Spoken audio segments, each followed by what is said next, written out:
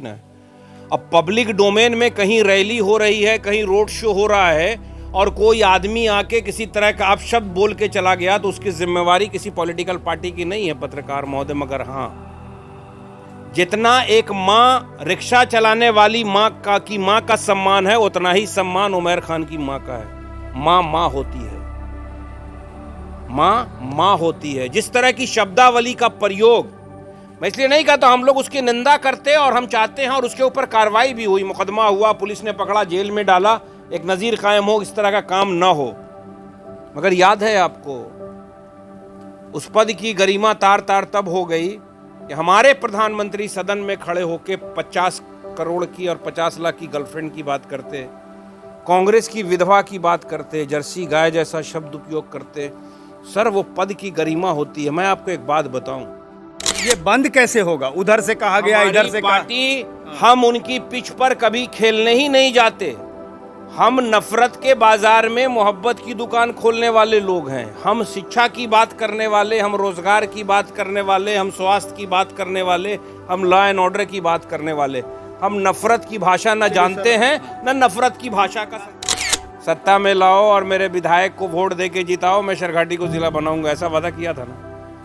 अब 2010 के बाद ये 2025 है और निरंतर नीतीश कुमार जी बिहार के मुख्यमंत्री हैं। सवाल उनसे करना चाहिए, जिला उनको बनाना और सवाल होना चाहिए। गया और ये जो चेरकी वाला रोड है सरघाटी को जो कनेक्ट करता है, वो बिजी है, वहाँ पे ट्रैफिक बहुत है और बहुत क्राउडेड एरिया भी है, आबादी बहुत कसीर है। जब तक रोड चौड़ी नहीं होगी तो एक्सीडेंट का भी डर रहता है।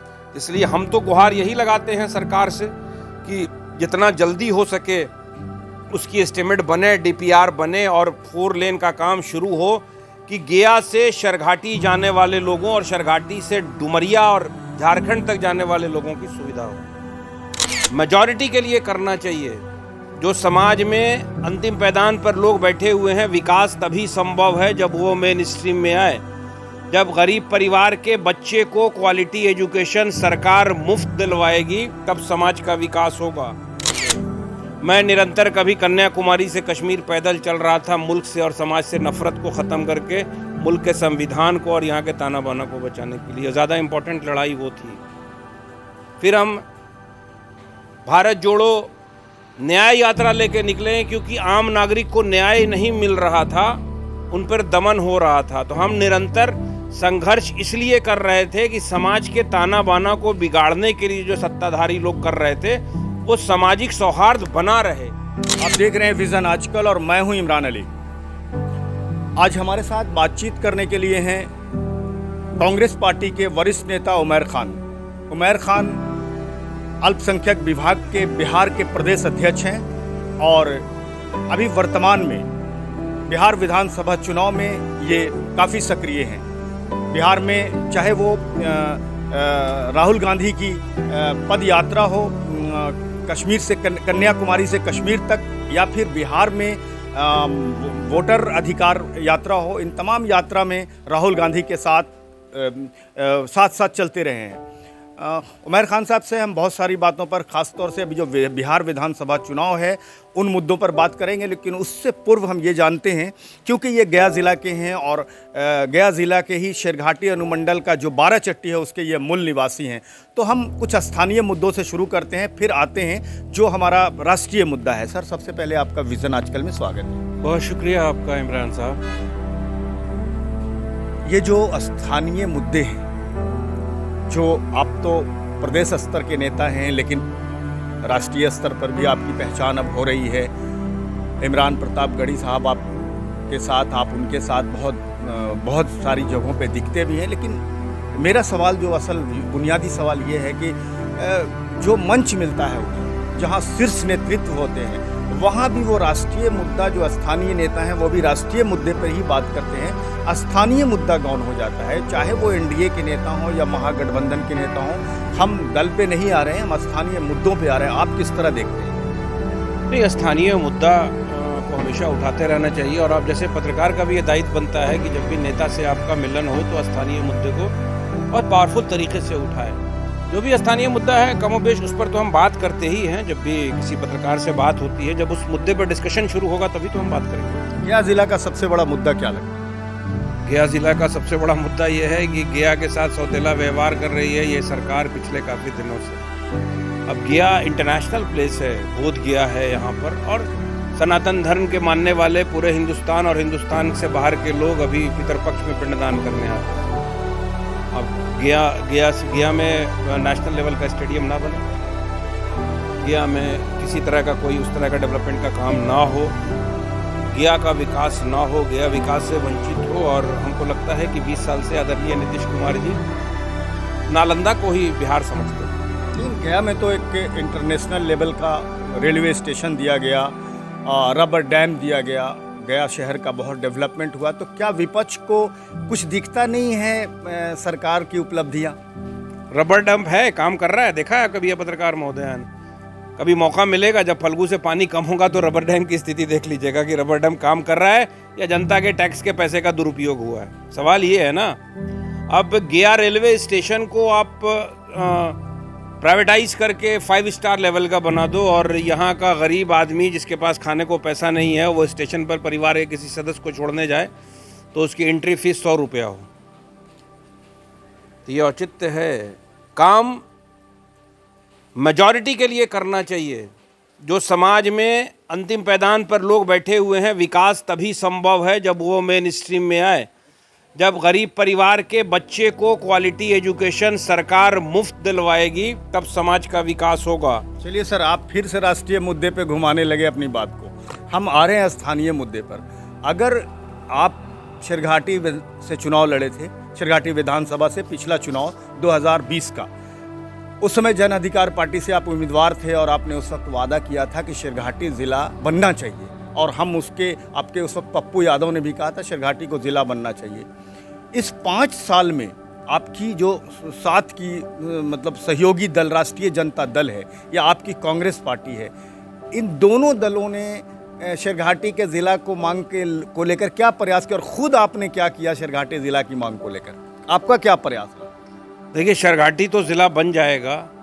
आप 2025 में महागठबंधन की सरकार को बनाइए और कांग्रेस को मजबूत कीजिए। मैं वादा करता हूं कि शेरघाटी का सबसे पहला प्रपोजल लेके मैं शीर्ष नेतृत्व से बात करूंगा और शेरघाटी ज़िला का, देखिए शेरघाटी को ज़िला वही बना सकता है जिसकी कथनी और करनी में फ़र्क ना हो। मैं तो ये देख रहा था, एक कॉन्क्लेव चल रहा था शेरघाटी में, वहाँ आप लोगों ने सवाल किया एनडीए के नेताओं से कि भाई नीतीश कुमार जी जब पहली मर्तबा परिसीमन के बाद चुनाव हो रहा था 2010 में, हमारे भाई विनोद यादव जी जब पहली बार चुनाव जीते थे जदयू से, तो उस ज़माने में नीतीश कुमार जी आके बोले थे कि आप मुझे सत्ता में लाओ और मेरे विधायक को वोट दे के जिताओ, मैं शेरघाटी को ज़िला बनाऊंगा, ऐसा वादा किया था ना। अब 2010 के बाद ये 2025 है और निरंतर नीतीश कुमार जी बिहार के मुख्यमंत्री हैं। सवाल उनसे करना चाहिए, ज़िला उनको बनाना है। और सवाल सर, आंदोलन की जिम्मेदारी भी तो आप पर थी। आपने कितना आंदोलन किया, कितना धरना दिया, कितना प्रदर्शन किया, कितना सरकार का विरोध किया, अपनी मांग को कितना मुखर तरीके से रखा, ये तो जिम्मेदारी। मैं आपको एक बात बताऊं पत्रकार महोदय कि चुनाव लड़ने के बाद देश की राजनीति ऐसी मुद्दा विहीन हुई और चारों तरफ नफरत हुई कि मुझे नहीं लगता है कि स्थानीय मुद्दा भूल गए। साल का 1 महीना भी अपने घर पे रहते होंगे। मैं निरंतर कभी कन्याकुमारी से कश्मीर पैदल चल रहा था, मुल्क से और समाज से नफरत को ख़त्म करके मुल्क के संविधान को और यहाँ के ताना बाना को बचाने के लिए। ज़्यादा इम्पोर्टेंट लड़ाई वो थी। फिर हम भारत जोड़ो न्याय यात्रा लेके निकले क्योंकि आम नागरिक को न्याय नहीं मिल रहा था, उन पर दमन हो रहा था। तो हम निरंतर संघर्ष इसलिए कर रहे थे कि समाज के ताना बाना को बिगाड़ने के लिए जो सत्ताधारी लोग कर रहे थे वो सामाजिक सौहार्द बना रहे। और अभी हम आए हैं संघर्ष की जो बात है, तो ये सवाल वहाँ अभी देखिए, लोकतंत्र में पक्ष और विपक्ष दोनों का दायित्व होता है, मगर अभी सबसे बड़ी विडंबना है इस मुल्क की राजनीति में कि जो चौथा स्तंभ है वो सवाल विपक्ष से पूछता है और सत्ताधारी से पूछता नहीं है। चलिए सर, विपक्षी से हम एक सवाल और कर लेते हैं। आप जो वोटर अधिकार रैली में चल रहे थे या जो पुनर्निरीक्षण का काम चल रहा है वोटर लिस्ट में, उसकी गड़बड़ी की बात कर रहे थे, लेकिन आपके लोग, आपकी पार्टी कांग्रेस पार्टी, राष्ट्रीय जनता दल वो उनका सहयोग ना करके माँ बहिन योजना में लगी हुई है। आप कितना उनके वोटर लिस्ट वालों के साथ काम किया, कितना कैंप लगाया, कितना जांच किया, कांग्रेस पार्टी और राष्ट्रीय जनता दल ने कितना जांच किया, कितने लोगों की मदद की कैंप लगा करके किसका वोट का नाम काटा जा रहा है, कहाँ से कहाँ गड़बड़ी हो रही है, इस पर तो कोई काम करते आप भी नहीं दिखे, आप सिर्फ आरोप लगाते दिखे। हर पंचायत और हर बूथ स्तर पर हमारे कार्यकर्ता और हम लोग खुद उसको देख रहे थे। और लड़ाई तो जब तक हम संघर्ष नहीं करते ना पत्रकार महोदय, तो वो लड़ाई आप जीतते नहीं। आज तो कम से कम आसानी हो गई बिहार के वोटर को। सबसे बड़ी लड़ाई क्या थी? आप एक तो SIR, जहां 8 करोड़ वोटर जिस प्रदेश में है, 1 महीने में SIR संभव है? असंभव है। दूसरा जो प्रावधान था, जो 12 डॉक्यूमेंट्स की बात कर रहा था चुनाव आयोग, जिस डॉक्यूमेंट्स को दिखा के जो पेपर बनता है उस पेपर को मान्य रखा और जो बेसिक डॉक्यूमेंट्स है आधार कार्ड उसको बिल्कुल कह दिया। और निरंतर विपक्ष सुप्रीम कोर्ट में भी गया, 2 मरतबा सुप्रीम कोर्ट ने चुनाव आयोग से कहा कि आप आधार को भी मान्य कीजिए, मगर उसके बाद भी नहीं माना। सुनिए मेरी बात, ये बात दोहरा चुके हैं। मेरी बात सुनिए पत्रकार महोदय, अगर हम सड़क पर ना उतरे होते और अगर हम न्यायालय में ना जाते और हम इस तरह से नारा ना लगाते वोट चोर गद्दी छोड़, तो सुप्रीम कोर्ट ने जो अब ऑर्डर दिया है चुनाव आयोग को कि अब आधार भी मान्य होगा, क्योंकि बिहार के हर नागरिक के पास आधार है। अब जो वो साजिश हो रही थी कि जिन लोगों के पास बर्थ सर्टिफिकेट नहीं है, मैट्रिक का सर्टिफिकेट नहीं है, पासपोर्ट नहीं है, उनके नाम को काट दिया गया था, अब उन लोगों को आसानी हो जाएगी वोटर लिस्ट में अपने नाम को लाने। आप आंदोलन कर रहे हैं, आंदोलन यहाँ क्यों चला जा रहा है कि माँ बहन की गाली तक आंदोलन पहुँच जा रहा है? आंदोलन में ऐसे लोग घुस रहे हैं जो प्रधानमंत्री की माँ को गाली दे रहे हैं। ऐसे लोगों को किसने लाया, किसने मौका दिया, किसने जगह दिया, किसने बोलने दिया, किसने गाली देने दिया, और किसने मुद्दा दिया NDA के लोगों को या भारतीय जनता पार्टी को? मुद्दा तो आपकी पार्टी ने दी। जिसने गाली दिया उस पर कानूनी कार्रवाई होना चाहिए। प्रधानमंत्री जी की मां का सम्मान हम तमाम लोग करते हैं और उस घटना की निंदा करते हैं, मगर सवाल यह है कि जिस लड़के ने गाली दिया वो किसी पार्टी का सदस्य थोड़ी ना। अब पब्लिक डोमेन में कहीं रैली हो रही है, कहीं रोड शो हो रहा है और कोई आदमी आके किसी तरह का आप शब्द बोल के चला गया तो उसकी जिम्मेवारी किसी पॉलिटिकल पार्टी की नहीं है पत्रकार महोदय। मगर हाँ, जितना एक माँ रिक्शा चलाने वाली माँ का सम्मान है, उतना ही सम्मान उमैर खान की माँ का है। माँ होती है, माँ होती है। जिस तरह की शब्दावली का प्रयोग, मैं इसलिए नहीं कहता, हम लोग उसकी निंदा करते और हम चाहते हैं और उसके ऊपर कार्रवाई भी हुई, मुकदमा हुआ, पुलिस ने पकड़ा, जेल में डाला, एक नज़ीर कायम हो, इस तरह का काम ना हो। मगर याद है आपको, उस पद की गरिमा तार तार तब हो गई कि हमारे प्रधानमंत्री सदन में खड़े होकर 50 करोड़ की और 50 लाख की गर्लफ्रेंड की बात करते, कांग्रेस की विधवा की बात करते, जर्सी गाय जैसा शब्द उपयोग करते। सर, वो पद की गरिमा होती है। मैं आपको एक बात बताऊं, इससे पहले 14 से पहले जब प्रधानमंत्री मुल्क का किसी भी प्रदेश में जाता था तो प्रदेश की जनता बड़ी ललायत होती थी कि प्रधानमंत्री आ रहे हैं, पता नहीं क्या काम हम लोगों का होगा विकास का। ये लोगों का एक्सपेक्टेशन हुआ करता था कि प्रधानमंत्री आ रहे हैं, प्रधानमंत्री तो पूरे भारत का प्रधानमंत्री। मगर अब क्या हुआ आप मुझे बताइए। एक प्रधानमंत्री के मुंह से यह शोभा देता है कि चुनाव में इस तरह की भाषा का प्रयोग करें कि वो तुम्हारे मंगलसूत्र को उतार लिया जाएगा, तुम्हारी ये सब कुछ चलता रहेगा क्या? हम नहीं, ये बंद कैसे होगा? उधर से कहा गया, इधर से पार्टी हम उनकी पिच पर कभी खेलने ही नहीं जाते। हम नफरत के बाजार में मोहब्बत की दुकान खोलने वाले लोग हैं। हम शिक्षा की बात करने वाले, हम रोजगार की बात करने वाले, हम स्वास्थ्य की बात करने वाले, हम लॉ एंड ऑर्डर की बात करने वाले। हम नफरत की भाषा न जानते हैं न नफरत की भाषा का समर्थन करते हैं। मुद्दा से फिर लोकल पे आते हैं, गया पे आते हैं। गया से शेरघाटी चेरकी रोड एक मार्ग है, उसमें एयरपोर्ट का एक रास्ता है, जो शेरघाटी के लोग उधर से भी एयरपोर्ट आते हैं।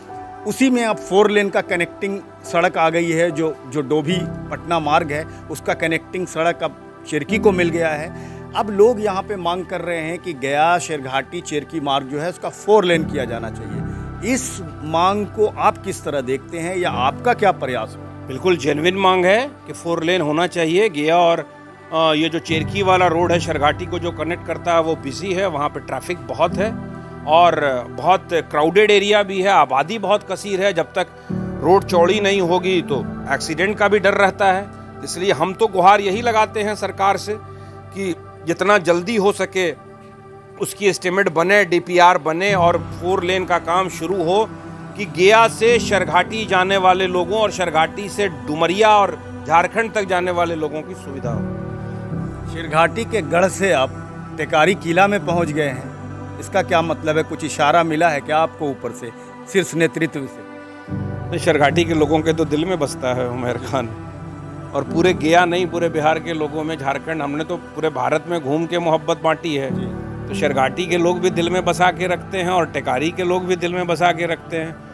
बहुत बहुत शुक्रिया सर, हमसे बात। बहुत शुक्रिया आपका हिम्मत साहब, बहुत दिनों के बाद आप। ये थे उमैर खान साहब, जो कि अल्पसंख्यक प्रकोष्ठ के प्रदेश अध्यक्ष हैं और बहुत ही सक्रिय रहे हैं। बाराचट्टी में भी इन्होंने जिला परिषद के रूप में प्रतिनिधित्व किया है 10 साल तक, और बहुत सारे बातों का इन्होंने बहुत बेबाकी से जवाब दिया। और जिस तरह से इनका कहना है कि जो राजनीति में खटास आ रहा है, बयानबाजी में लोग इस बात का ध्यान नहीं रखते हैं कि इसका क्या समाज पे प्रभाव पड़ेगा, उस पर ज़रूर अंकुश लगना चाहिए। व्यूअर्स, आप हमसे जुड़े, हमसे जुड़ने के लिए बहुत बहुत शुक्रिया।